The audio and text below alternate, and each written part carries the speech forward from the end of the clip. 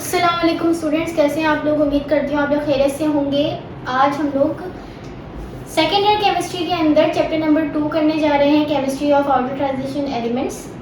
तो स्टार्ट करते हैं चैप्टर को। अच्छा, ये जो वीडियो है ना हमारी इस चैप्टर से रिलेटेड, ये 2 पार्ट्स में होगी क्योंकि इस चैप्टर के अंदर हमारे नॉमेनक्लेचर भी हैं कॉम्प्लेक्सेस के, तो उसको थोड़ा डिटेल में समझेंगे कि अगर मैं आप लोगों को ऐसे ही करवा दूँगी तो फिर आप लोगों का कॉन्सेप्ट क्लियर नहीं होगा। तो हम इसको थोड़ा डिटेल में समझेंगे, अच्छे से उसकी प्रैक्टिस भी करेंगे। तो इस वीडियो के हमारे 2 पार्ट्स होंगे, ठीक है। तो स्टार्ट करते हैं आज के लेक्चर को। चैप्टर नंबर 2 MCQ से स्टार्ट करते हैं, सही है। तो पहला MCQ है हमारे पास, क्या कह रहा है, Zn+2 ions is colourless because zinc जो है वो हमारा ग्रुप 2b से ताल्लुक़ रखता है, इसीलिए उसके जो 3D के जितने भी ऑर्बिटल्स होते हैं ना, 3D में कितने होते हैं, 5 ऑर्बिटल्स होता है, 1 2 3 4 5।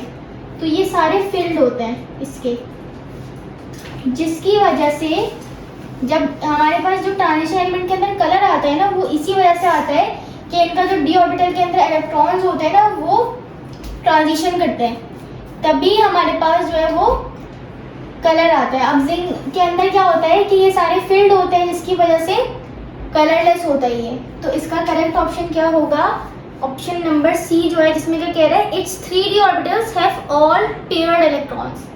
3D ऑर्बिटल्स के अंदर सारे पेयर्ड इलेक्ट्रॉन्स है, तो 1 का हो जाएगा सी। उसके बाद सेकेंड MCQ है, the coordination number of cobalt in Na4CO और फिर C2O4 3 इज। अब अगर आप लोग इसमें देखो तो कोऑर्डिनेशन नंबर क्या होता है कि लाइगेंड कितने इलेक्ट्रॉन्स दे रहा है मेटल को, ठीक है। तो यहाँ पर आप लोग देखो C2O4 है, ठीक है, लाइगेंड हमारे पास C2O4 है और इसके बाहर 3 लगा हुआ है। C2O4 की जो वैलेंसी होती है वो -2 होती है, यानी कि एक इसका एटम कितने इलेक्ट्रॉन देगा, 2। तो 3 कितने देंगे, 1 2 दे रहा, तो 3 2 × 3 = 6 देंगे। तो 6 इसका कोऑर्डिनेशन नंबर होगा, तो ऑप्शन नंबर 2 का हो जाएगा सी। 3 पर आ जाते हैं। An example of bidentate ligand among the following is. Bidentate का मतलब क्या है, जो 2 इलेक्ट्रॉन शेयर कर सके मेटल को, ठीक है। तो अभी हमने देखा C2O4, यहाँ पे भी C2O4 है, जो कि है ऑप्शन नंबर बी। उसके बाद 4 पर आते हैं। 4 में क्या कह रहा है, a highly paramagnetic ion among the following. हमारे पास सबसे ज़्यादा जो कॉमन एग्जाम्पल है वो है आयरन की। आयरन सबसे ज़्यादा फेरोमैग्नेटिक होता है, ठीक है, पैरामैग्नेटिक होता है। पैरामैग्नेटिक मतलब क्या, बहुत आसानी से मैग्नेट से अटैच हो जाता है। अगर आप लोहे को मैग्नेट के करीब लाओगे तो फ़ौरन चिपक जाएगा, ठीक है। तो यही कहलाता है पैरामैग्नेट बिहेवियर। तो यहाँ पर हमारा जो ऑप्शन नंबर बी है वो करेक्ट हो जाएगा, जो कि है Fe+3। तो यहाँ पर बी, ठीक है, क्योंकि देखो जो एटम जितना ज़्यादा अपने अंदर से इलेक्ट्रॉन को निकालता है, जितना ज़्यादा उस पर आयन होता है, वो उतना ज़्यादा अनस्टेबल होता है। जितनी ज़्यादा अनस्टेबल चीज़ होगी वो दूसरी चीज़ से उतनी ज़्यादा अट्रैक्ट होगी। तो Fe+2 के मुकाबले में Fe+3 आयन जो है वो ज़्यादा अट्रैक्ट होगा, ज़्यादा पैरामैग्नेटिक बिहेवियर शो करेगा, सही है। उसके बाद 5 पर आ जाते हैं। 5 में क्या कह रहा है, the highest oxidation state of chromium is. Chromium जो है वो ग्रुप 6b का होता है। 6b का है तो मतलब कितने इलेक्ट्रॉन्स निकाल सकता है, 6 निकाल सकता है। तो ज़्यादा से ज़्यादा इसका ऑक्सीडेशन नंबर क्या हो जाएगा, +6। तो 5 का सी करेक्ट हो जाएगा। उसके बाद 6 पर आते हैं। 6 में क्या कह रहा है, the element is not use for electroplating. Class 9 में आप लोगों ने चैप्टर नंबर 7 के अंदर इलेक्ट्रोप्लेटिंग का टॉपिक पढ़ा होगा। वहाँ पे हम लोग जिंक की करवाते थे, टिन की करवाते थे, क्रोमियम की करवाते थे, लेकिन मैग्नीज की नहीं करवाते थे। मैग्नीज की इलेक्ट्रोप्लेटिंग हम इसलिए नहीं करवाते क्योंकि वो बहुत ज़्यादा इलेक्ट्रोपॉजिटिव होता है, ठीक है। इलेक्ट्रोपॉजिटिव होने की वजह से क्या करता है वो रिएक्शन, जब हम इलेक्ट्रोप्लेटिंग करवाते हैं तो वो रिएक्शन के दौरान अलग अलग कोटिंग्स बना लेता है, जिसकी वजह से हम उसको इस्तेमाल नहीं करते इलेक्ट्रोप्लेटिंग में। तो यहाँ पर मैग्नीज करेक्ट ऑप्शन होगा, ऑप्शन नंबर डी है हमारा मैग्नीज। 6 के बाद 7 है। 7 में क्या बोल रहा है, the steel is typically use in making fry pans. Steel जो है फ्राइंग पैन के अंदर जो इस्तेमाल होती है, ठीक है, वो इस्तेमाल होती है ऑप्शन नंबर डी जो है हमारा एलॉय स्टील। अच्छा, ये एलॉय स्टील क्यों इस्तेमाल होती है, क्योंकि जो फ्राइंग पैन्स होते हैं वो जाहिर सी बात है हीट पर्पस के लिए यूज़ हो रहा होता है, उसको हीट करने होता है हमें, तो इसलिए एलॉय स्टील इस्तेमाल की जाती है जो थोड़ी ज़्यादा मजबूत होती है। तो ऑप्शन नंबर डी करेक्ट हो जाएगा 7 का, सही है। उसके बाद 8 पर आते हैं। 8 में क्या बोल रहा है, The step which involve in the extraction of copper from chalcopyrite or in the elimination of gangue impurities। तो बेसिकली जब हम कॉपर की एक्सट्रैक्शन इसी चैप्टर में हम लोग पढ़ेंगे आगे, तो कॉपर की एक्सट्रैक्शन जब हम करते हैं तो उसका सबसे पहले उसका जो ओर होता है जहाँ से कॉपर को हम एक्सट्रैक्ट करवा रहे होते हैं, उसके अंदर काफ़ी सारी इम्प्योरिटीज़ होती है जिसको गैंग इम्प्योरिटीज़ कहा जाता है। तो इन इम्प्योरिटीज़ को जिस मेथड के थ्रू करते हैं, अगर आप यहाँ पे ऑप्शन देखो तो सबसे पहला है कंसंट्रेशन। कंसंट्रेशन को चूज़ किया जा सकता है, लेकिन अगर उसके अलावा 3 ऑप्शन देखो, रोस्टिंग, जलाने से भी इम्प्योरिटी नहीं ख़त्म होती, स्मेल्टिंग भी जलाना होता है, बेस्मराइजेशन भी जलाना होता है। तो तीनों तरीके जलाने से इम्प्योरिटीज़ नहीं अलग हो सकती। आप खुद ही सोचो ना, किसी चीज़ को जला के इम्प्योरिटीज़ कैसे अलग कर सकते हैं हम? कुछ और प्रोसेस, उसको धो के उसको फिल्टर करके इस तरीके के प्रोसेस से हम उसको प्योर कर सकते हैं, लेकिन जलाने से कोई चीज़ प्योर नहीं हो सकती, ठीक है ना।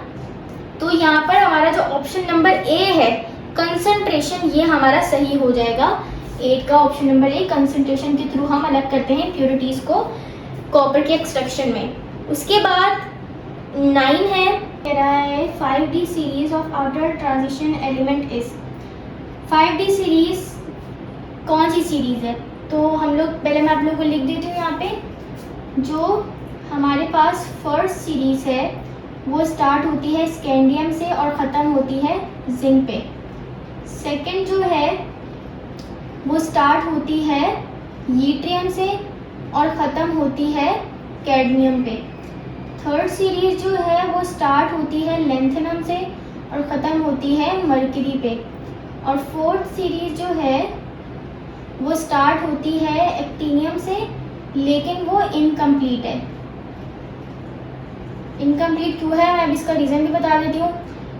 3D एलिमेंट्स की जो फर्स्ट सीरीज़ है वो आती है 4th पीरियड में, सेकंड आती है 5th पीरियड में, थर्ड आती है 6th पीरियड में और फोर्थ आती है 7th पीरियड में।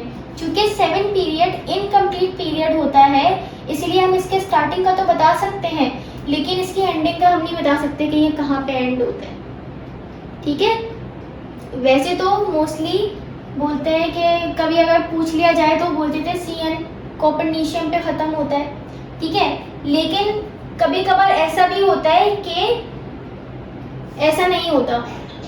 कभी कभार कई जगह पे इनकम्प्लीट लिखा होता है, कभी CN लिखा हुआ होता है। तो कंडीशन के हिसाब से आपको देख के लगाना है अगर MCQs कर रहे हैं तो। ये वाली जो सीरीज़ है इसको कहते हैं हम 3D सीरीज़, फर्स्ट सीरीज़ को। सेकंड को कहते हैं 4D सीरीज़, थर्ड सीरीज़ को कहते हैं 5D और लास्ट वाली को कहते हैं 6D, ठीक है। तो ये याद रखना आप लोगों को। पहली सीरीज़ जो है इसको 3D सीरीज़ कहते हैं, दूसरी सीरीज़ को 4D, तीसरी सीरीज़ को 5D और चौथी सीरीज़ को 6D। अभी हमसे कौन सी सीरीज़ के बारे में पूछा गया है, बोला गया है 5D सीरीज़ बताओ। तो 5D सीरीज़ कौन सी है हमारी? थर्ड वाली, थर्ड सीरीज़ जो कि 6th पीरियड में आ रही है, और वो क्या है, लेंथेनम से मरकरी तक की। तो 9 का ऑप्शन नंबर सी करेक्ट हो जाएगा। उसके बाद MCQs नंबर 10 है। 10 में क्या कह रहा है, oxidation of manganese in air gives the following oxide. तो देखो, जब भी हम किसी चीज़ का एयर में रिएक्शन करवा रहे होते हैं तो हवा में मेन चीज़ क्या है, ऑक्सीजन। कोई भी मेटल हवा के अंदर मौजूद ऑक्सीजन से रिएक्शन करता है, बाकी चीज़ों से नहीं करता है इतना ज़्यादा जितना ऑक्सीजन से करता है। अब जब हम किसी चीज़ का रिएक्शन हवा में करवा रहे हैं तो हवा में ऑक्सीजन क्या है, अनलिमिटेड है। अनलिमिटेड होने का क्या मतलब है कि जिस भी चीज़ से वो रिएक्शन करेगी उसमें ऑक्सीजन ज़्यादा से ज़्यादा लगेगी, है ना। ऑक्सीजन के मॉलिक्यूल ज़्यादा हैं तो रिएक्शन में भी ज़्यादा इस्तेमाल होंगे और ज़्यादा लगेंगे, अटैच ज़्यादा होंगे। तो यहाँ पे जिस ऑप्शन में ऑक्सीजन सबसे ज़्यादा है मैग्नीज के साथ, वो ऑप्शन हमारा सही हो जाएगा। तो ऑप्शन नंबर डी में ऑक्सीजन 4 आ रहा है, बाकी सब में 3 या 1 आ रहा है, तो हमारा 10 का ऑप्शन नंबर डी करेक्ट हो जाएगा। ठीक है। अच्छा, तो ये मैंने आईयूपैक नेमिंग ऑफ कॉम्प्लेक्सेस के कुछ रूल्स लिखे हैं। ये रूल्स आप लोगों को अच्छे तरीके से याद करने हैं तो ही आप लोग कॉम्प्लेक्सेस के नॉमेनक्लेचर को कर सकते हो। और ये मोस्ट इम्पॉर्टेंट टॉपिक है, यानी कि इनऑर्गेनिक के सेक्शन में लाजमी तौर पे कंपलसरी सवाल आता है। ठीक है, तो स्टार्ट करते हैं रूल्स को समझना।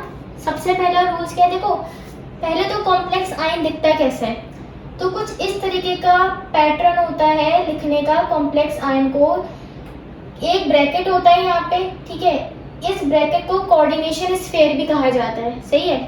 तो ये ब्रैकेट होता है, ब्रैकेट के अंदर क्या क्या मौजूद होता है, एम से मेटल, ठीक है, यहाँ पे मैं लिख देती हूँ, ये होता है मेटल, ठीक है। एल फॉर लाइगेंड, मेटल के ठीक साथ लाइगेंड होता है। ए फॉर एनायन, यहाँ पे मेरा जो राइट साइड है उस पे होता है एनायन और मेरे जो लेफ्ट साइड है इस तरफ यहाँ होता है कैटायन। ठीक है, तो कुछ इस किस्म का हम इस तरीके से लिखा जाता है किसी भी कॉम्प्लेक्स आयन को। अब रूल क्या है, सबसे पहले क्या होता है नेमिंग में, कैटाइंस का नाम लिखा जाता है। Cations are named before anions. सबसे पहले हम क्या करते हैं जब कॉम्प्लेक्स आयन का नाम लिखते हैं, तो कॉम्प्लेक्स कंपाउंड का नाम लिखने में सबसे पहले जो कैटाइन होता है इसका नाम लिखा जाता है। ठीक है, तो कैटाइंस का नाम एनाइन से पहले लिखा जाएगा, सबसे पहले तो ये चीज़ हो गई। उसके बाद हम आते हैं अपने लाइगेंड पे। ठीक है, सबसे पहले कैटाइन का नाम लिख लिया, फर्स्ट पे कैटाइन का नाम लिखते थे, सेकंड पर आते हैं हम अपने लाइगेंड के ऊपर, सेकंड पे लाइगेंड का नाम लिखा जाता है। अब लाइगेंड, बेसिकली लाइगेंड हमारे पास अगर मैं कैटेगराइज करूँ तो 4 किस्म के होते हैं, नेगेटिव, न्यूट्रल, ऑर्गेनिक और इनऑर्गेनिक। ठीक है, अभी हम बात करते हैं सबसे पहले न्यूट्रल और नेगेटिव की। अगर तो लाइगेंड न्यूट्रल है तो उसका नाम एज इट इज आप लोग लिख दोगे। न्यूट्रल लाइगेंड कुछ ज़्यादा नहीं है, 5 ही किस्म के हैं। H2O है, ठीक है, उसके अलावा CO है जो कि कार्बोनाइल कंपाउंड होता है, ठीक है, EN है, इथाइलिन डाइअमाइन, और डाई-EN है, इथाइलिन डाइअमाइन, डाइथाइलिन ट्राइअमाइन, ठीक है, 4 हो गए, और NH3 है। तो ये टोटल 5 किस्म के न्यूट्रल लाइगेंड होते हैं जो कि आप लोगों को याद रखना है। H2O, CO कार्बोनाइल जो ग्रुप होता है फंक्शनल ग्रुप, वो EN इथाइलिन डाइअमाइन, डाई-EN डाइथाइलिन ट्राइअमाइन, और NH3 सिर्फ अमाइन। ठीक है, तो ये 5 न्यूट्रल है जिसको याद रखना है। जब भी ये आएंगे यहाँ पे लाइगेंड की जगह तो ये न्यूट्रल है, इनका नाम आप लोग एज इट इज उठा के लिख दोगे जो इनका नाम है। ठीक है, मैं आपके साथ एक शीट शेयर कर दूंगी जब हम नॉमेनक्लेचर करेंगे, तो आप वहाँ से और अच्छे से देख लेना। नेगेटिव पर आते हैं। नेगेटिव लाइगेंड अगर आ जाता है तो उसमें सफिक्स ऐड हो जाएगा O। जैसे फॉर एग्जाम्पल Cl नेगेटिव एक नेगेटिव लाइगेंड है, तो इसके लिए हम नाम कैसे लिखेंगे, क्लोरो। ठीक है, क्लोरो करके नाम आएगा। जैसे फॉर एग्जांपल दूसरा है Cn नेगेटिव, तो साइनेट होता है, इसको सियानो करके लिखेंगे, एंड में O लग जाएगा सफिक्स। ठीक है, ये तो बात हो गई न्यूट्रल और नेगेटिव की। अब इसकी नेमिंग पर आता है कि इनको जब लिखेंगे तो कैसे लिखेंगे। सबसे पहले तो नेगेटिव लाइगेंड के नाम हमेशा पहले लिखा जाएगा न्यूट्रल लाइगेंड से। अगर फॉर एग्जांपल एक ब्रैकेट के अंदर दो लाइगेंड आ जाते हैं, एक न्यूट्रल है और एक नेगेटिव है। तो हम क्या करेंगे, नेगेटिव वाले का नाम पहले लिखेंगे और फिर न्यूट्रल वाले का नाम लिखेंगे, सही है। तो यहाँ तक हो गई बात।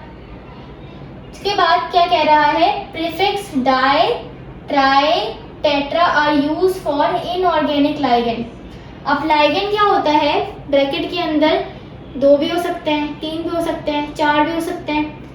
तो अगर तो वो इनऑर्गेनिक लाइगेंड है तो उसका नाम हम जैसे नॉर्मली नंबरिंग करते हैं वैसे ही करेंगे, डाई ट्राई टेट्रा पेंटा, ठीक है, इस तरीके से हेक्सा हेप्टा, इस तरीके से करेंगे जैसे नॉर्मली हम करते हैं, ठीक है।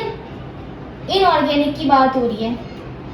लेकिन अगर ऑर्गेनिक लाइगेंड आ जाता है, ठीक है, ऑर्गेनिक लाइगेंड आ जाता है तो उसकी नेमिंग कैसे करेंगे, बिस यानी कि 2, ट्रिस 3, टेट्राकिस 4, पेंटाकिस 5, हेक्साकिस 6, इस तरीके से नेमिंग होगी, नंबरिंग होगी, सही है, ऑर्गेनिक लाइगेंड की। और इनऑर्गेनिक की नॉर्मली डाई ट्राई टेट्रा पेंटा, इस तरीके से।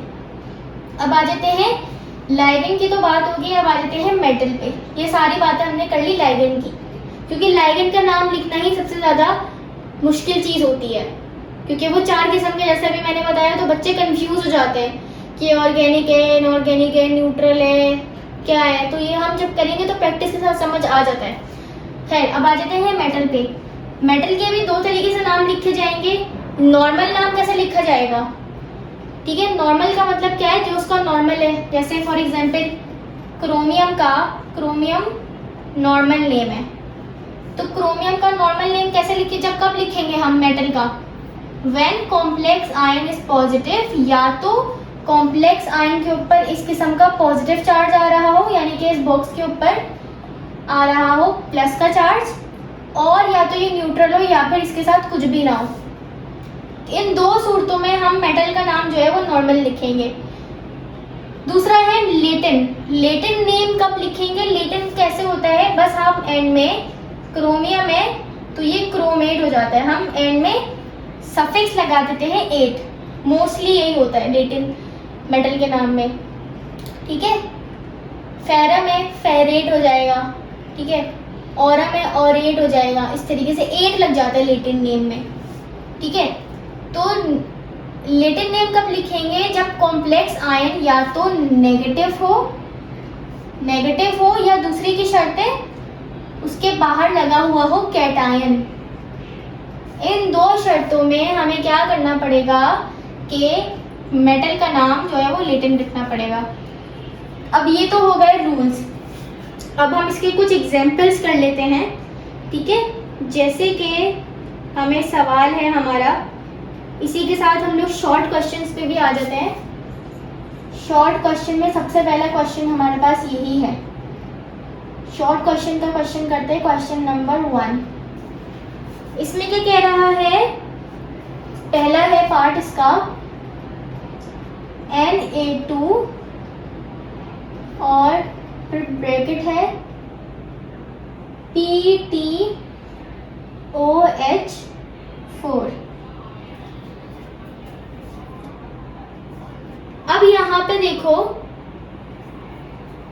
सबसे पहले मैंने क्या बोला, अगर कैटाइन है तो हम सबसे पहले कैटाइन का नाम लिखेंगे। कैटाइन क्या है हमारे पास, सोडियम है, तो सोडियम एज इट इज आ जाएगा। कैटाइन के नाम में हमें कोई तब्दीली नहीं करनी, सोडियम आ गया। कैटाइन का नाम लिखने के बाद सेकंड पे हम लिखते हैं लाइगेंड का नाम। लाइगेंड अब देखना पड़ेगा कि ये कौन सा है। सबसे पहले तो देखो, आप लोगों को मैं बता दूं पे एक बात कि हमारे पास जो ऑर्गेनिक लाइगेंड है ना, वो बस ये दोनों हैं, एक EN और एक डाई EN। ये दोनों हमारे पास ऑर्गेनिक लाइगेंड होते हैं जो कि मोस्टली यूज हो रहे होते हैं। 99% आपके पास पेपर में यही आता है, EN या डाई EN। कभी कभार ऐसा हो सकता है कि EDTA आ जाए, इथाइलिन डायमाइन टेट्राएसीटेट, ऐसा बहुत कम होता है, लेकिन मोस्टली ये दोनों आ रहे होते हैं। तो ये याद रखना है आप लोगों को कि ये ऑर्गेनिक लाइगेंड है। इनको छोड़ के बाकी जितने भी लाइगेंड है वो इनऑर्गेनिक है। ठीक है। बाकी मैंने आप लोगों को न्यूट्रल और नेगेटिव का तो बता दिया था, ठीक है। न्यूट्रल ये 5 है, इनके अलावा जितने भी है बाकी सारे नेगेटिव हैं। अब देखो इन पांचों में से तो ये वाला है नहीं, ठीक है, तो इसका मतलब क्या है कि ये नेगेटिव होगा। और हमें पता ही है कि OH के ऊपर नेगेटिव चार्ज होता है, और OH को क्या कहते हैं हम, हाइड्रोक्सी कहते हैं, सही है। अब जब भी हम नेगेटिव लाइगेंड का नाम लिखते हैं तो नेगेटिव लाइगेंड के बीच आखिर में लग जाता है O, तो ये हाइड्रोक्सी है, तो ये क्या हो जाएगा, हाइड्रोक्सो। लेकिन हाइड्रोक्सो से पहले हमें इसकी नंबरिंग करनी पड़ेगी। OH के बाहर 4 लगा हुआ है, और OH क्या है, इनऑर्गेनिक लाइगेंड है ना, इनऑर्गेनिक है, क्योंकि देखो अभी मैंने क्या बताया, ऑर्गेनिक सिर्फ ये दोनों, इनके अलावा सारे इनऑर्गेनिक है। तो OH इनऑर्गेनिक है, तो इसका नाम हम नॉर्मली लिखेंगे, कैसे लिखेंगे, ये लिखा हुआ 2 के लिए डाई, 3 के लिए ट्राई, 4 के लिए टेट्रा, तो ये हो जाएगा टेट्रा हाइड्रोक्सी है, O लग जाएगा तो हाइड्रोक्सो। यहां तक का तो काम हो गया कैटाइन का और लाइगेंड का। अब हमारा बचा मेटल। अब मेटल के लिए क्या करना पड़ता है कि हमें मेटल का ऑक्सीडेशन नंबर निकालना पड़ता है। तो ऑक्सीडेशन नंबर निकालने के लिए क्या करेंगे, इसका इस्तेमाल करेंगे, कैटाइन का और लाइगेंड का। सबसे पहले सोडियम है, सोडियम का चार्ज क्या होता है, +1 चार्ज होता है सोडियम का, क्योंकि ग्रुप 1 का है, तो ये +1 नहीं, बस सिर्फ 1 लिख देती हूँ। और कितने यहाँ पे 2 है, तो ये मल्टीप्लाई बाय 2 सोडियम का हो गया। फिर प्लस का चार्ज आया, प्लेटिनियम का हमें निकालना है, तो उसको ऐसे ही लिख देंगे। प्लस OH का क्या चार्ज होता है, -1 होता है, तो -1, और ये 4 है, तो -1 मल्टीप्लाई बाय 4, और इसको 0 से इक्वेट करवा देंगे, ठीक है। 1 मल्टीप्लाई बाय 2 हो जाएगा, प्लस PT, और ये -1 मल्टीप्लाई बाय 4, तो ये -4 हो जाएगा, और ये इक्वल्स टू 0। -4 -2 बराबर हो जाएगा -2 के, और ये -2 जब उधर जाएगा तो +2 जाएगा, यानी कि PT का जो ऑक्सीडेशन नंबर है वो 2 निकल कर आएगा।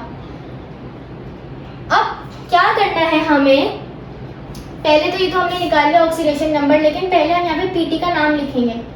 हमने देखा था मेटल के 2 तरीके से नाम लिखे जाते हैं, एक नॉर्मल, एक लेटिन। लेटिन कब लिखा जाता था, जब कैटाइन मौजूद हो, और अभी हमारे पास यहाँ पे कैटाइन मौजूद है, तो हम मेटल का लेटिन नेम लिखेंगे। लेटिन नेम में मैंने क्या बताया था कि एक सफिक्स ऐड हो जाता है जो कि एट होता है, तो प्लेटिनियम के लिए प्लेंटेट हो जाएगा, प्लेटेट, प्लेटिनेट, ठीक है, प्लेटिनेट। और ऑक्सीडेशन नंबर हम रोमन में लिखते हैं 2। तो ये आ गया हमारे पास सबसे पहले सवाल का आंसर। दूसरा देखते हैं, दूसरे में क्या कह रहा है, दूसरे में कह रहा है कि K2FeCN5NO, ये है सबसे पहले, सॉरी ये मैंने वाला ब्रैकेट लगा दिया, यहाँ पे स्क्वायर लगेगा। सबसे पहले तो कैटाइन है मौजूद, ठीक है, के किसका सिंबल है, पोटेशियम का। कैटाइन का नाम ऐसे लिख देंगे, पोटेशियम। कैटाइन में हमें नंबरिंग करने की भी जरूरत नहीं है, जो है सीधा सीधा लिख दो, पोटेशियम। अब आ जाते हैं लाइगेंड पे। CN जो होता है वो भी नेगेटिव लाइगेंड होता है, और NO भी नेगेटिव लाइगेंड होता है, ठीक है, ये दोनों नेगेटिव लाइगेंड होते हैं। अब CN के लिए नेगेटिव है, ये भी नेगेटिव है। अब क्या होगा, अब हम जब 2 नेगेटिव लाइगेंड आ जाते हैं तो दोनों में से किसको पहले लिखना है, ये हम डिसाइड करेंगे अल्फाबेटिकल ऑर्डर यूज करके। साइनाइड जो है वो C से आता है, और नाइट्रेट जो होता है, नाइट्रोजो जो होता है वो आता है N से। तो ABCD में C पहले आता है, N बाद में आता है। तो पहले लिखेंगे हम CNO का नाम। कितने हैं, 5 है, और ये कौन सा है, इनऑर्गेनिक है, क्योंकि ऑर्गेनिक तो सिर्फ ये 2 थे, तो ये इनऑर्गेनिक है। तो ये हो जाएगा पेंटा सियानो। 5 है क्योंकि सियानो के साथ 5 लगा हुआ है। और उसके बाद आएगा, इसको कहा जाता है नाइट्रो, और नेगेटिव है तो ये सफिक्स लग जाएगा ओ, नाइट्रोजो हो जाएगा ये, नाइट्रोजो। अब आ जाते हैं, लाइगेंड का काम भी हो गया, दोनों लाइगेंड हो गए, कैटायन हो गया। अब आ जाते हैं मेटल के ऊपर। मेटल का नाम क्या आएगा? लेटिन नाम आएगा। क्यों? क्योंकि यहाँ पे कैटायन मौजूद है। तो Fe का जो लेटिन नेम होता है वो होता है फेरेट। ऑक्सीडेशन नंबर निकालते हैं। पोटेशियम का +1 होता है क्योंकि पोटेशियम भी ग्रुप 1 का होता है, तो 1 × 2 प्लस Fe का निकालना है, ठीक है, प्लस साइनाइड का -1 होता है तो -1 × 5 प्लस NO का -1 होता है, = 0। ये हो गया 2 प्लस Fe -1 × -5, ये हो जाएगा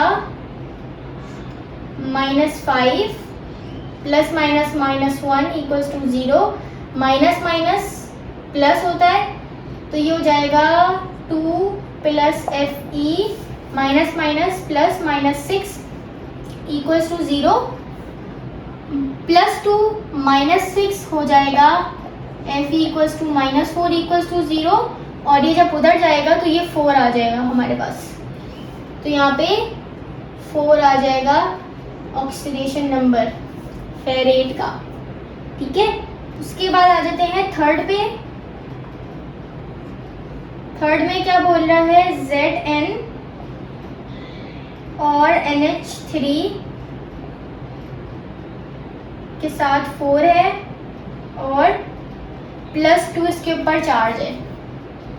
अब देखो, अगर आप लोग यहाँ पे कैटाइन तो मौजूद ही नहीं है, ठीक है, ना एनाइन मौजूद है, सिर्फ मेटल है और लाइगेंड है। तो सबसे पहले हम लाइगेंड का नाम लिखेंगे। देखो, अगर हम सबसे पहले कैटाइन का नाम लिखते हैं, कैटाइन नहीं है तो लाइगेंड का नाम लिखेंगे, ठीक है। इसी तरीके से लाइगेंड नहीं है तो डायरेक्टली मेटल का, मतलब इस तरीके की सीरीज चलती है, जो चीज़ नहीं है उसको स्किप कर देंगे। तो यहाँ पे सबसे पहले लाइगेंड का नाम लिखेंगे। अब लाइगेंड अगर आप लोग देखो तो कौन सा है? न्यूट्रल लाइगेंड है, और एक ही लाइगेंड है। न्यूट्रल का मतलब क्या होता है कि उसका ऑक्सीडेशन नंबर 0 होगा। सबसे पहले तो उसका नाम लिखेंगे, न्यूट्रल है, न्यूट्रल वाले का नाम कैसे लिखते हैं? Remain same. तो ये अमाइन है तो ये हो जाएगा टेट्रा अमाइन, 4 है क्योंकि,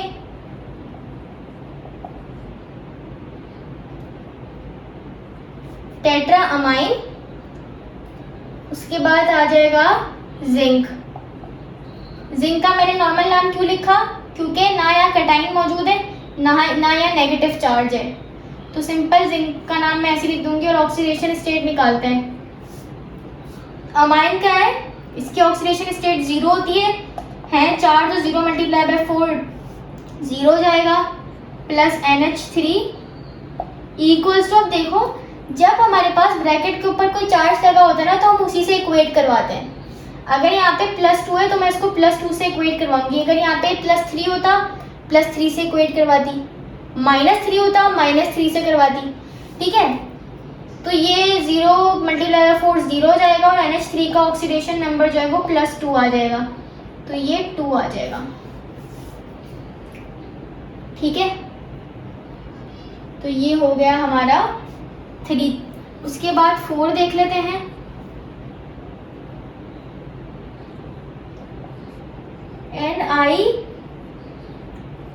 NiSCN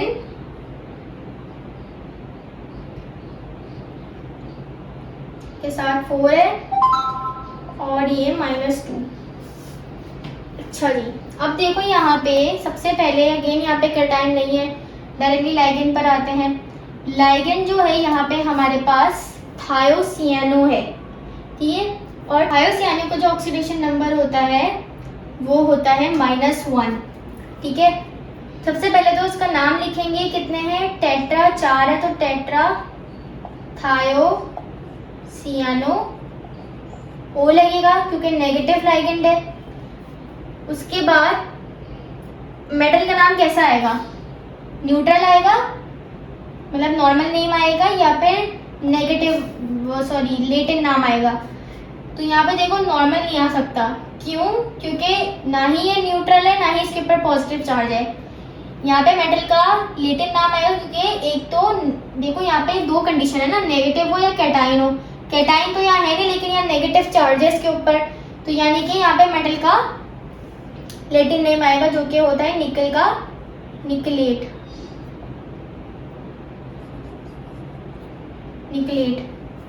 ठीक है, स्पेलिंग थोड़ी सी KELATE, निकलेट, सही है। ऑक्सीडेशन नंबर निकालते हैं। SCN का होता है -1, इसको 4 से मल्टीप्लाई करवा देंगे क्योंकि 4 है। Ni का तो हमें निकालना है, इक्वल्स टू -2 है तो -2 से इक्वेट करवा देंगे। -1 मल्टीप्लाई बाय 4, -4 प्लस Ni हो जाएगा इक्वल्स टू -2, -4 है वहाँ जाके +4 हो जाएगा, और इस +4 को सॉल्व करोगे -2 + 4 + 2 आ जाएगा, तो यहाँ पे निकलेट का ऑक्सीडेशन नंबर आ जाएगा 2। सही है, तो आई होप आप लोगों को ये थोड़ा क्लियर हो गया होगा। बाकी बुक के अंदर भी काफ़ी सारे क्वेश्चंस हैं, जैसे कि पेज नंबर 45 पर अगर आप लोग देखो तो काफ़ी सारे क्वेश्चंस दिए हुए हैं और साथ में उनके आंसर्स भी दिए हुए हैं। नेक्स्ट पेज नंबर 46 पे सबसे ऊपर सेल्फ असेसमेंट के लिए भी सवाल दिए हुए हैं, तो आप लोग अपनी प्रैक्टिस के लिए भी उनसे देख सकते हो। ठीक है, ये तो हो गए हमारे सारे नॉमेनक्लेचर के सवाल, और मुझे पूरी उम्मीद है कि आप लोगों को अच्छा खासा क्लियर हो गया होगा। मैंने अपनी पूरी एफर्ट की है कि मैं आप लोगों को अच्छे से अच्छा समझा सकूं। ठीक है, अगर फिर भी आप लोगों को कोई कंफ्यूजन है तो आप नीचे कमेंट में बता सकते हैं। उसके बाद क्वेश्चन नंबर 2 पर आ जाते हैं। क्वेश्चन नंबर 2 पे आ जाते हैं। क्वेश्चन नंबर 2 में क्या कह रहा है, give reasons for the following. पहला रीजन है why do transition element show variable oxidation state. Transition elements को ट्रांजिशन एलिमेंट्स इसीलिए कहा जाता है क्योंकि वो अपना ऑक्सीडेशन नंबर चेंज करते रहते हैं। ठीक है, और ऑक्सीडेशन नंबर चेंज करने की वजह पूछ रहा है हमसे यहाँ पे कि क्यों transition element variable oxidation state show करते हैं। तो इसका सिंपल सा आंसर है कि जो ट्रांजिशन एलिमेंट में पहला रीजन है 3d और 4s ऑर्बिटल जो होता है, 3d और 4s ऑर्बिटल जो होता है, या फिर मैं ये कह सकती हूँ कि n-1d और ns ऑर्बिटल। ठीक है, इलेक्ट्रॉनिक कॉन्फ़िगरेशन आप लोगों ने फर्स्ट ईयर में पढ़ी हुई है, आप लोगों को आइडिया है कि यहाँ पे जो d के साथ जो नंबर होता है वो n-1 होता है, और s के साथ जो आता है वो n आता है, यानी कि s के साथ जो नंबर होगा उसके मुकाबले में एक नंबर यहाँ d के साथ होता है, ऐसी है। तो ये वाले जो शेल होते हैं ना, ये डी ब्लॉक एलिमेंट्स के अंदर होते हैं। ट्रांजिशन एलिमेंट जो होते हैं मोस्टली डी ब्लॉक है।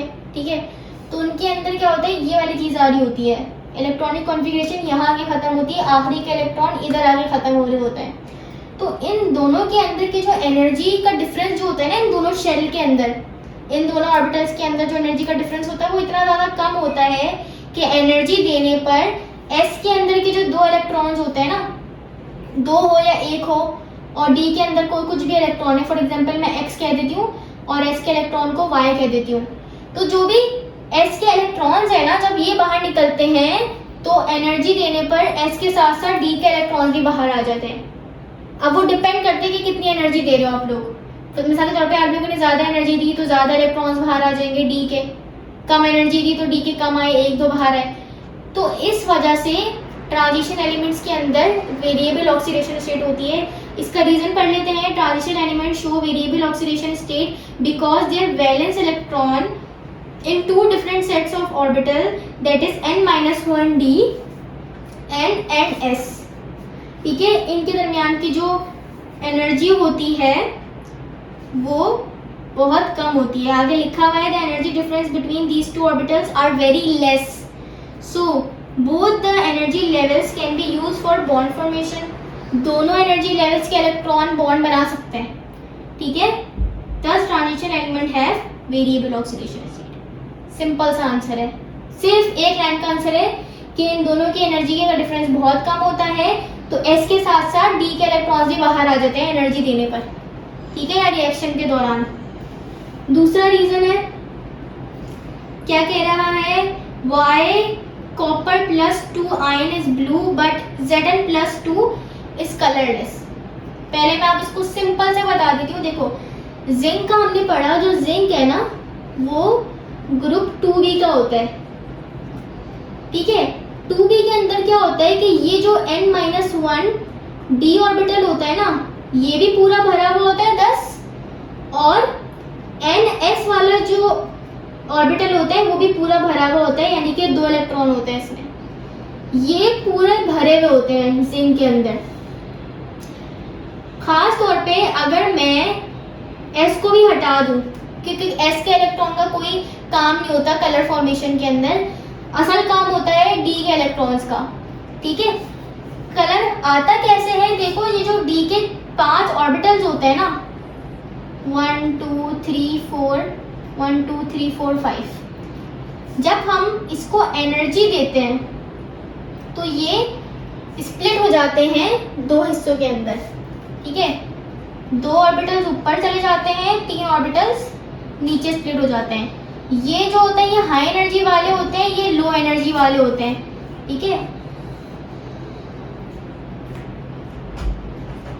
तो ये 5 थे, ये इसमें और इसमें स्प्लिट हो गया एनर्जी देने पे। एनर्जी दी तो डी ब्लॉक के एलिमेंट्स, सॉरी डी ब्लॉक के ऑर्बिटल्स 2 हिस्सों में टूट गए। 2 जो है वो हायर एनर्जी में चले जाते हैं, 3 लोअर एनर्जी में होते हैं। अगर ये ऊपर वाले खाली होंगे तो क्या होता है कि यहाँ पे जो इलेक्ट्रॉन्स हैं नीचे कम एनर्जी लेवल में वो एनर्जी को एब्जॉर्ब करते हैं और ये जंप कर जाते हैं इधर ऊपर वाले इसके अंदर, एनर्जी को एब्जॉर्ब करते हैं। अब हम ये बात जानते हैं कि इलेक्ट्रॉन जब भी एनर्जी को एब्जॉर्ब करके हायर ऑर्बिट में जाता है तो वो वहाँ हमेशा नहीं रहता, उसको कभी ना कभी वापस आना होता है अपनी ओरिजिनल स्टेट के अंदर। तो यहाँ पे भी ऐसे होता है, इलेक्ट्रॉन कुछ वक्त के लिए तो इधर ऊपर वाले शेल में रहता है, ऊपर वाले ऑर्बिट में रहता है, लेकिन जैसे उसकी एनर्जी कम होने लगती है उसको वापस अपने ओरिजिनल जगह पे आना पड़ता है, और जब वो वापस यहाँ आता है तो अपने अंदर से एनर्जी रिलीज करता है, और ये एनर्जी होती है विजिबल रीजन की, यानी कि ये रोशनी हमें दिख सकती है। अब अलग अलग एटम्स जो है वो अलग अलग एनर्जी निकालते हैं। जैसे कॉपर का जो है कैसे एनर्जी निकालता है, ब्लू कलर की एनर्जी, ब्लू कलर की लाइट निकालता है विजिबल रीजन में, ब्लू कलर की एनर्जी निकालता है। जिंक का भी मैंने बताया, जिंक के अंदर क्या होता है, डी के सारे इलेक्ट्रॉन भरे हुए होते हैं, यानी कि अगर ये 2 हिस्सों में टूट भी जाए तो ये नीचे वाला भी भरा हुआ है, ऊपर वाला भी भरा हुआ है, तो इलेक्ट्रॉन जंप करके ऊपर जा ही नहीं सकते, क्योंकि ऊपर जगह खाली होगी तो जाएंगे ना इलेक्ट्रॉन। जब ऊपर जंप ही नहीं करते तो जिसकी वजह से क्या होता है, जिंक जो है वो कलरलेस रह जाता है। कॉपर के अंदर क्या होता है, ये खाली होते हैं, इधर जगह खाली होती है तो इलेक्ट्रॉन यहाँ से जंप कर जाते हैं यहाँ पे, और जब वो वापस आते हैं तो एनर्जी निकालने की वजह से कॉपर का ब्लू कलर आता है, ठीक है। अब इसका रीजन पढ़ लेते हैं। Copper has unpaired electron which acts as F center and allow electrons transition in visible region।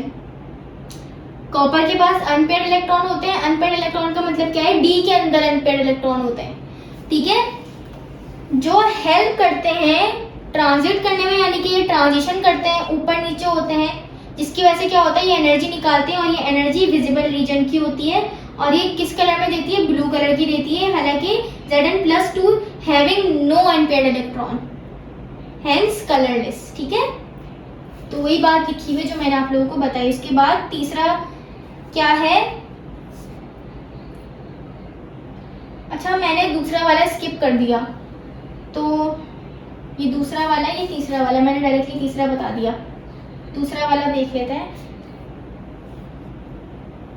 Why transition elements have ability to form alloys। Transition elements के अगर मैं एक सीरीज के अंदर, अभी मैंने आप लोगों को एमसीक्यूज में सीरीज लिख के दिखाई थी ना कि ये एक सीरीज चल रही थी, फर्स्ट सीरीज जो कि फोर्थ ऑर्बिट फोर पीरियड में आ रही थी, सेकेंड सीरीज थी, थर्ड सीरीज थी, फोर्थ सीरीज थी। अगर मैं एक सीरीज की बात करूं तो जो ट्रांजिशन एलिमेंट्स के जो एटम्स होते हैं ना, उनकी जो एटॉमिक रेडियस होता है उनमें ज़्यादा फर्क नहीं होता, यानी कि इतने ज़्यादा डिफरेंस नहीं होता उनके शेल के अंदर। अगर ऐसे जाएं तो एक सीरीज के अंदर जो एटम्स आ रहे हैं ट्रांजिशन एलिमेंट्स के, उनके एटॉमिक रेडियस के अंदर बहुत ज़्यादा डिफरेंस नहीं होता, जिससे क्या होता है वो एक दूसरे को रिप्लेस कर सकते हैं। अगर मैं सिंपल अल्फाज में कहूँ तो वो एक दूसरे के साथ आसानी से मिक्स हो सकते हैं। यही रीज़न है कि ट्रांजिशन एलिमेंट आपस में एलॉय बना लेते हैं। रीज़न पढ़ते हैं। The atomic radius of the transition element in any series are not much different from each other. किसी भी सीरीज में अगर देखें, चाहे पहली, दूसरी, तीसरी, चौथी, कोई सी भी सीरीज हो, तो ट्रांजिशन एलिमेंट के जो एटॉमिक रेडियस होते हैं उनमें ज़्यादा डिफरेंस नहीं होता, ठीक है। As a result they can easily replace each other. यही रीज़न है कि वो एक दूसरे को रिप्लेस कर सकते हैं, क्योंकि एक दूसरे का एटॉमिक रेडियस सेम है, दिखने में सेम है, शेप सेम है, तो एक दूसरे को रिप्लेस कर सकते हैं जब किसी भी लैटिस के अंदर आते हैं। तो इससे क्या होता है कि वो एलॉयज बना लेते हैं, एक दूसरे के साथ सिंपल अल्फाज में मिक्स हो जाते हैं। तीसरा हमने देख लिया। चौथा देखते हैं। Why chromium exist in 4s1 3d5 configuration but not in 4s2 3d4। अच्छा, हम जानते हैं इलेक्ट्रॉनिक कॉन्फ़िगरेशन में कि जब तक पिछला ऑर्बिटल फिल नहीं होता हम अगले पे नहीं जाते। जैसे कि फॉर एग्जाम्पल इलेक्ट्रॉनिक कॉन्फ़िगरेशन में 1s2 होता है, 2s2 होता है, फिर 2 पे 6 होता है ना। अब इलेक्ट्रॉनिक कॉन्फ़िगरेशन हम कैसे करते हैं कि जब तक इसके अंदर 2 इलेक्ट्रॉन नहीं आएंगे मैं इसके ऊपर नहीं जा सकती। मैं ऐसे नहीं कर सकती कि मैंने इसके अंदर 1 भर दिया और मैं आगे बढ़ गई, नहीं। जब तक मैं इसको पूरा नहीं करूंगी, इसके अंदर 2 नहीं इलेक्ट्रॉन डालूंगी, मैं आगे नहीं बढ़ सकती। लेकिन अगर आप लोग इधर इलेक्ट्रॉनिक कॉन्फ़िगरेशन देखो क्रोमियम की, तो वो क्या है, 4s1 और 3d5 है। हालांकि होना क्या चाहिए था, 4s2 होना चाहिए था और 3d4 होना चाहिए था ना। कितने इलेक्ट्रॉन है ये, 6 है। यहाँ पे भी 6 आ रहे हैं।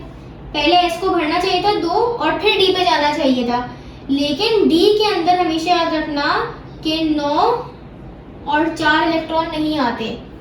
कोई भी ऑर्बिटल क्या चाहेगा कि या तो वो हाफ फिल्ड हो या तो वो पूरा फिल्ड हो। अगर आप लोग देखो तो ना d के अंदर 10 इलेक्ट्रॉन आ सकते हैं, तो या तो हाफ फिल्ड का मतलब क्या है, या तो d के अंदर 5 होने चाहिए या फिर पूरे 10 होने चाहिए, तभी ही वो स्टेबल होगा। 4 और 9 में वो स्टेबल नहीं होता। तो यही रीज़न है कि हम क्या करते हैं कि एक इलेक्ट्रॉन s से लेकर d में डाल देते हैं, क्योंकि देखो अगर d के अंदर 4 इलेक्ट्रॉन आएंगे तो एटम अनस्टेबल होने लग जाता है।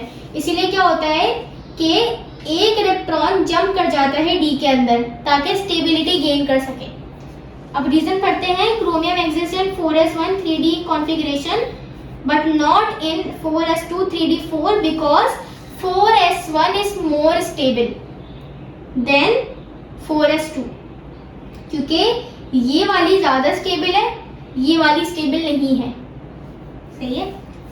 उसके बाद 5th रीज़न है why binding energy of zinc is least in 3d series.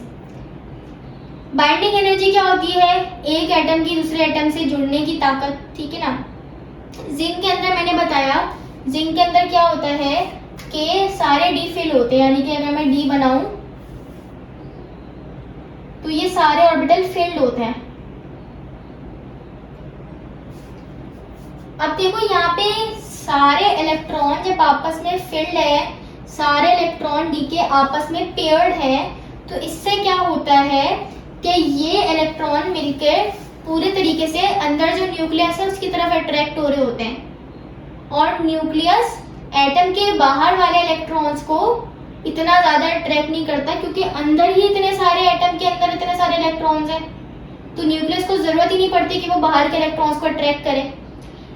जिसकी वजह से क्या होता है, न्यूक्लियस कम अट्रैक्ट करता है। इसकी वजह से जिंक के अंदर बाइंडिंग एनर्जी कम होती है, क्योंकि अगर वो बाहर वाले इलेक्ट्रॉन से बाइंड नहीं करेगा तो कोई बॉन्ड नहीं बनेगा, है ना। और यही रीजन है इसके जिंक के अंदर ऐसा होता है, क्योंकि सारे इलेक्ट्रॉन यहाँ भरे हुए हैं, कोई अनपेयर्ड इलेक्ट्रॉन नहीं है। जब तक अनपेयर्ड इलेक्ट्रॉन नहीं होता तो वो इलेक्ट्रॉन वैसे भी रिएक्शन नहीं करते।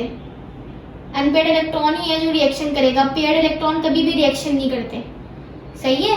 तो यही रीजन है कि जिंक के अंदर लो बाइंडिंग एनर्जी होती है, वीक बाइंडिंग एनर्जी होती है। इसका रीजन पढ़ते हैं। The binding energy of zinc is the least in 3D series because in 3D orbitals its 3D orbitals are fully filled. 3D orbitals भरे हुए होते हैं, leading to increased electron repulsion and less effective nuclear attraction. जिससे क्या होता है, electron की repulsion यहाँ पे ज्यादा होती है और न्यूक्लियस इन्हीं को अट्रैक्ट कर रहा होता है, बाहर वाले की। न्यूक्लियस बाहर वाले इलेक्ट्रॉन को कम अट्रैक्ट करता है, जिससे क्या होता है, resulting in lower binding energy compared to other element in the series. जिसकी वजह से क्या होता है, जिंक की बाइंडिंग एनर्जी कम होती है, सही है, दूसरे उसकी सीरीज के दूसरे एटम्स के मुकाबले में, ठीक है।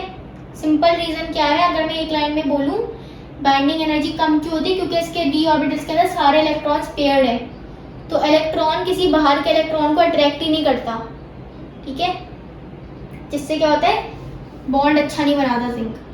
क्वेश्चन नंबर 3 पे आ जाते हैं। क्वेश्चन नंबर 3 पे आ जाते हैं। क्वेश्चन नंबर 3 में क्या कह रहा है, right down the chemical reaction for the following reactions. अच्छा, इक्वेशंस लिखनी है। पहला है reaction of concentrated nitric acid with copper.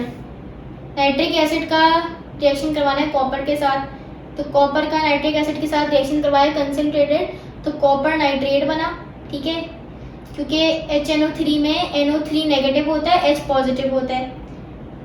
NO3 है, नाइट्रोजन और ऑक्सीजन है, तो नाइट्रोजन डाइऑक्साइड लाजमी बनेगी, साथ में H बच रहा है तो वो वाटर बना के अलग हो जाएगा। बैलेंस करने के लिए नाइट्रिक एसिड के साथ 4 लगाया है और नाइट्रोजन डाइऑक्साइड और वाटर के साथ 2 लगाए, दोनों के साथ, ठीक है। दूसरे रिएक्शन पर आते हैं। Reaction of concentrated sulphuric acid with copper.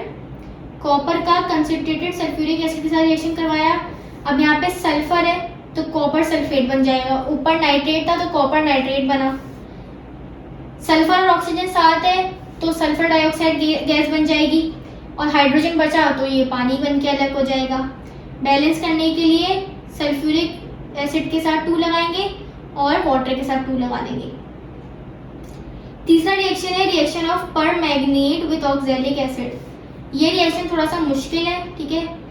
MnO4 negative है, ठीक है, ये हमारा होता है परमैंगनीट MnO4।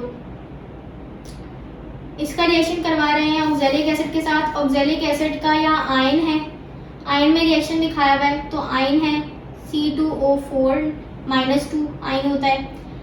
एसिडिक मीडियम है तो H पॉजिटिव के आयन्स भी होंगे, ठीक है, क्योंकि ऑक्सैलिक एसिड से रिएक्शन हो रहा है, एसिडिक मीडियम है तो H पॉजिटिव के आयन भी होंगे। तो रिएक्शन करके क्या होगा, Mn+2 का आयन बनेगा, कार्बन डाइऑक्साइड और वाटर बन जाएगा। बैलेंस करने के लिए MnO4 नेगेटिव रिएक्टेंट साइड पे MnO4 नेगेटिव के साथ 2 लगाया हुआ है, C2O4 के साथ 5 लगाया हुआ है, हाइड्रोजन के साथ 16 लगाया हुआ है। इस तरफ भी Mn के साथ इस तरफ 2 लगाया था तो यहाँ भी Mn के साथ 2 लगाया हुआ है, कार्बन डाइऑक्साइड के साथ 10 लगाया हुआ है और वाटर के साथ 8 लगाया हुआ है बैलेंस करने के लिए। इस किस्म की इक्वेशन ना आप लोग ना याद कर लिया करो ताकि पेपर में मुश्किल ना हो, सही है। उसके बाद चौथी है reaction of dichromate with ferrous sulphate. Dichromate क्या होता है, Cr2O7, ठीक है, इसका आयन है, साथ में फेरस सल्फेट है। फेरस सल्फेट में जो है वो आयरन होगा, तो ये जो डाइक्रोमेट का आयन है ये रिएक्शन करेगा फेरस सल्फेट में फेरस के साथ, Fe+2 के साथ। अगेन यहाँ पे H पॉजिटिव आयन भी होंगे, एसिडिक मीडियम होगा तो H पॉजिटिव भी आयन होंगे। रिएक्शन के बाद क्या होगा, क्रोमियम प्लस 3 आयन्स बनेंगे, ठीक है, Fe प्लस 3 आयन बनेंगे और वाटर बन जाएगा। बैलेंस करने के लिए क्रोमियम वहाँ पे 2 थे, Cr2O7 था, क्रोमियम 2 थे तो यहाँ पे 2 लग जाएगा, ठीक है। आयरन वहाँ 6 थे, वहाँ पे भी 6 लगाया, यहाँ पे भी 6 लगा देंगे और हाइड्रोजन वहाँ 14 थे तो यहाँ पे बैलेंस करने के लिए 7 लगा देंगे, 7 2 14। पांचवा रिएक्शन है reaction of manganese with dilute sulphuric acid. Manganese का रिएक्शन डाइल्यूट सल्फ्यूरिक एसिड के साथ करवा रहे हैं तो मैग्नीज सल्फेट बन जाएगा और हाइड्रोजन गैस अलग हो जाएगी, ठीक है। सिंपल ये इक्वेशन ऑलरेडी बैलेंस है, इसमें कुछ भी बैलेंस करने के लिए लगाने की जरूरत नहीं है। Reaction of iron with chloride, iron का क्लोरीन के साथ रिएक्शन करते हैं तो FeCl3 बनता है क्योंकि क्लोरीन की वैलेंसी 1 होती है, Fe के नीचे लगा हुआ है तो 1 लगाते नहीं है। Fe की वैलेंसी जो होती है वो +3 होती है जो क्लोरीन के नीचे लग जाती है तो ये FeCl3 बन जाता है। बैलेंस करने के लिए Fe के साथ 2 लगाएंगे इस तरफ लेफ्ट साइड पे, रिएक्टेंट साइड पे Fe के साथ 2 लगाएंगे, क्लोरीन के साथ 3 लगाएंगे और यहाँ पे 2 लगा देंगे ताकि बैलेंस हो जाए और ये बन जाएगा फेरिक क्लोराइड। उसके बाद क्वेश्चन नंबर 4 है,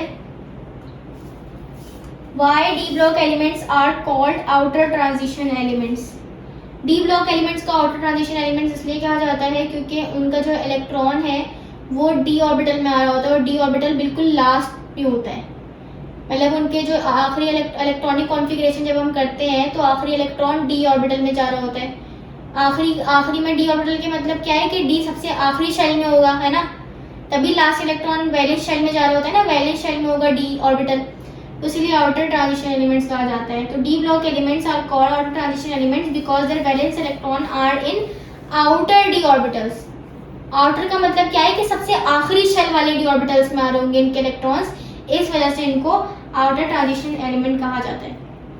क्वेश्चन नंबर 5 है, right down the effect of pH changes on dichromate equilibrium of water. अच्छा तो पहले मैं इसकी एक इक्वेशन लिख लूँ, Cr2O7 - 2 plus H2O double arrow 2Cr O4 - 2 plus 2H positive. ये इक्वेशन है। अब हम देखते हैं इसका reason. Right down the effect of pH changes on dichromate equilibrium in water. अब ये जो इक्वेशन है इसमें क्या होता है, डाइक्रोमेट का रिएक्शन करवा रहे होते हैं वाटर के साथ और बन रहा होता है क्रोमेट और H पॉजिटिव निकल रहा होता है। अब ये जो रिएक्शन है ये हाईली डिपेंड करता है pH के ऊपर। अगर तो pH कम है यानी कि एसिडिक मीडियम है तो क्या होगा, लीच एटिलियर प्रिंसिपल लगेगा। pH कम है, एसिडिक मीडियम है तो रिएक्शन बैकवर्ड जाएगा और डाइक्रोमेट बनेगा, है ना। pH कम होने का क्या मतलब है, एसिडिक मीडियम है, एसिडिक मीडियम का मतलब क्या है, H पॉजिटिव आयन ज्यादा हो गए, तो जब H पॉजिटिव आयन ज्यादा बढ़ाएंगे तो यहाँ से इसकी कंसंट्रेशन बढ़ेगी तो उस तरफ डाइक्रोमेट बनना शुरू हो जाएगा। इसी तरीके से अगर pH को बढ़ा दिया जाए यानी कि बेसिक मीडियम कर दिया जाए तो क्या होगा, यहाँ पे OH मौजूद है तो ये रिएक्शन उस तरफ जाना शुरू हो जाएगा और यहाँ पे क्रोमेट बनना शुरू हो जाएगा। ठीक है, अब इसको पढ़ लेते हैं। The chromate and dichromate are interconvertible in aqueous solution. Interconvertible मतलब क्या, ये इसमें कन्वर्ट हो सकता है, ये इसमें कन्वर्ट हो सकता है। Depending upon pH of the solution, in acidic solution lower pH, the equilibrium shift toward the dichromate. pH कम होगी तो इक्विलिब्रियम शिफ्ट हो जाएगा डाइक्रोमेट पे, यानी कि डाइक्रोमेट बनना शुरू हो जाएगा। While in basic solution higher pH, chromate ions are favoured. pH ज्यादा होगी तो क्या होगा, रिएक्शन ऐसे जाएगा, क्रोमेट आयन बनना शुरू हो जाएंगे। ठीक है, उसके बाद क्वेश्चन नंबर 6 है, melting point of D block elements increase up to middle of the series and then decreases why. तो उसको रीजन पढ़ते हैं कि melting point first increases because the number of unpaired electron increases and hence strength of metallic bond increases.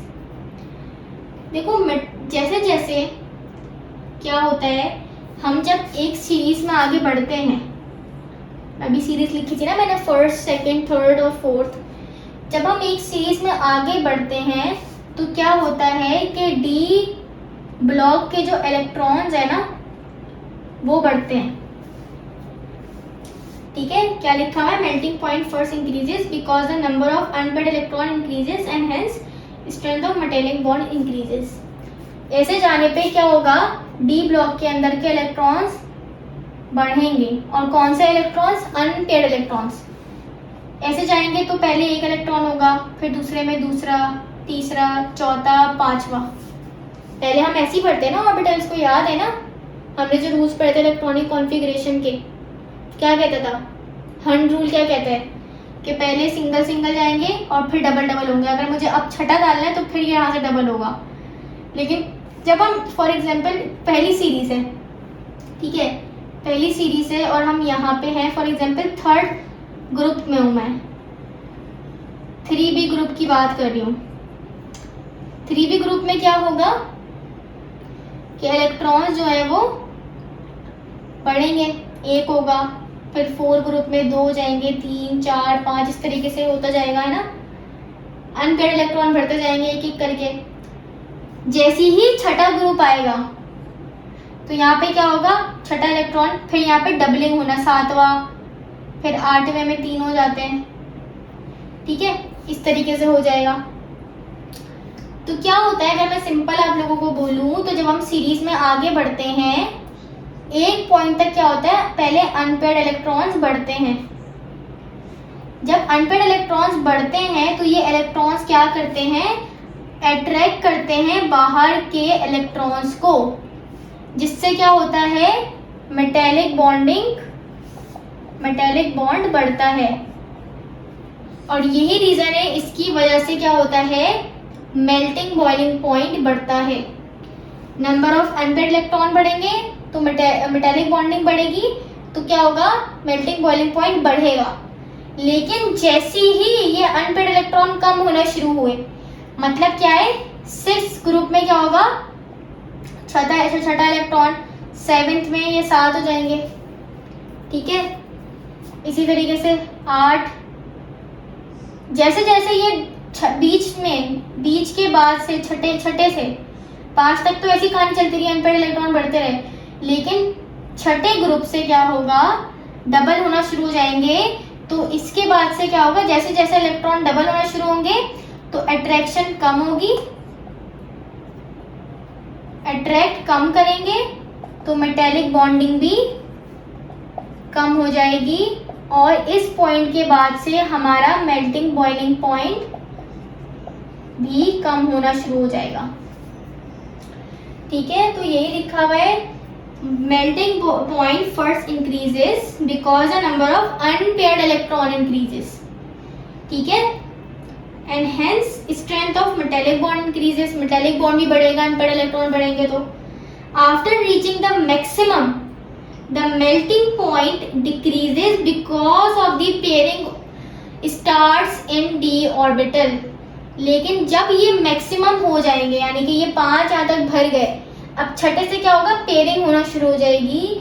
तो इस point से क्या होगा, अनपेयर्ड इलेक्ट्रॉन कम होना शुरू हो जाएंगे और मेटेलिक बॉन्ड कम होना शुरू हो जाएगा, तो बॉइलिंग पॉइंट भी कम होना शुरू हो जाएगा। ठीक है, the dip in the middle is due to exactly half fill configuration of D subshell which has higher stability। जब ये हाफ हो जाएगा, यानी कि जब इसके अंदर 5 होंगे, 1 2 3 4 5, इन 5 ऑर्बिटल में एक इलेक्ट्रॉन होंगे, तो ये पॉइंट डी ऑर्बिटल के लिए स्टेबल होता है। क्योंकि अभी मैंने बताया था ना यहाँ पे कि या तो डी ऑर्बिटल हाफ फिल्ड हो या पूरा फिल्ड हो तो ही वो स्टेबल होता है। जैसे ही यहाँ 5 इलेक्ट्रॉन होंगे तो ये हाईली स्टेबल हो जाता है, इसीलिए उसका मेल्टिंग बॉइलिंग पॉइंट बढ़ जाता है। जो चीज स्टेबल होती है वो ऐसी बात है, टूटना नहीं चाहेगी ना। मेल्टिंग बॉइलिंग पॉइंट का मतलब क्या है, एटम्स जो है वो टूटना शुरू हो जाते हैं, मॉलिक्यूल्स टूटना शुरू हो जाते हैं मेल्टिंग बॉइलिंग पॉइंट में। तो यहाँ पर क्या होता है, मैक्सिमम होता है मेल्टिंग बॉइलिंग पॉइंट जब डी के अंदर 5 इलेक्ट्रॉन होते हैं, ठीक है, स्टेबल कॉन्फ़िगरेशन होती है।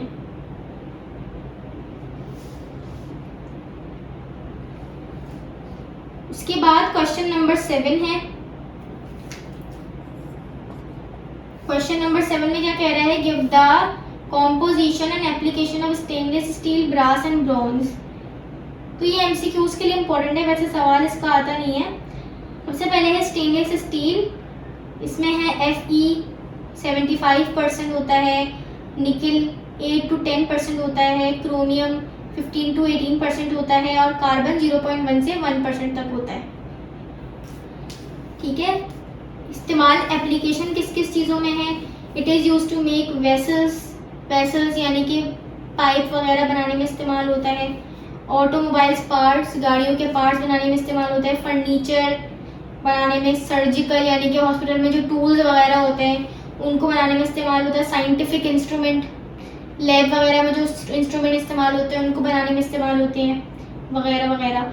ब्रास किस लिए, ब्रास किससे बनके बनता है, कॉपर से, कॉपर 55 से 95% तक होता है और जिंक जो है वो 5 से 45% तक होता है। ये इस्तेमाल क्यों होता है, it is use to make hardware, electrical fixtures, electrical चीज़ें बनाने के लिए, मेडल्स जो मेडल्स वगैरह बनते हैं, ठीक है, ज्वेलरी बनाने के लिए, म्यूजिकल इंस्ट्रूमेंट होते हैं ना, गिटार, पियानो वगैरह, इन चीज़ों में। ब्रॉन्ज पर आ जाते हैं। ब्रॉन्ज में क्या होता है, कॉपर होता है 80%, टिन होता है 20%, Sn जो है वो टिन का सिंबल है। उसके अलावा phosphorus, lead, zinc in traces बहुत कम क्वांटिटी में मौजूद होती हैं ये।